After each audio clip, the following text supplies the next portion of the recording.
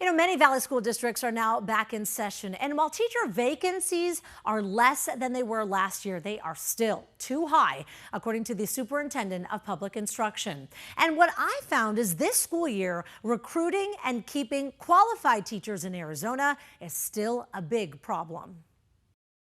I have never heard a colleague, and I work with thousands of them across the country, ever say, I wish I could be a teacher in Arizona.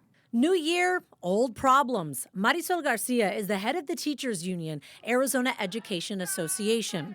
She says this school year, we may see more new faces in the classroom. We've seen an investment of new teacher salaries, so there is a draw to new teachers. But keeping the seasoned ones is a struggle. Unfortunately, the retention issue is going to severely outweigh the recruitment. And Superintendent of Public Instruction Tom Horn agrees. If we're losing more than are coming in, that's a big problem.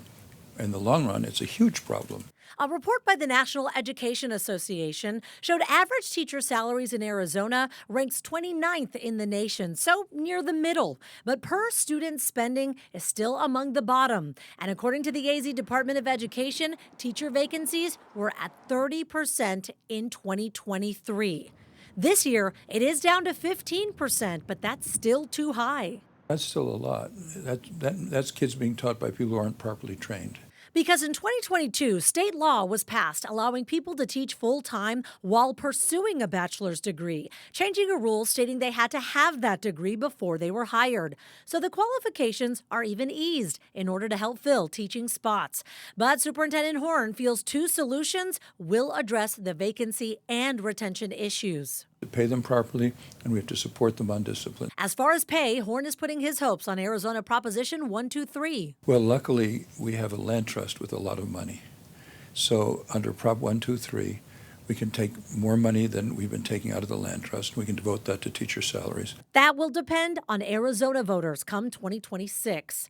One incentive districts are using to keep teachers in the classroom, 4-day work weeks. And while it may seem enticing for employees, Garcia says it's not ideal for families. They've lost a bunch of kids because who's taking care of your kids on Friday?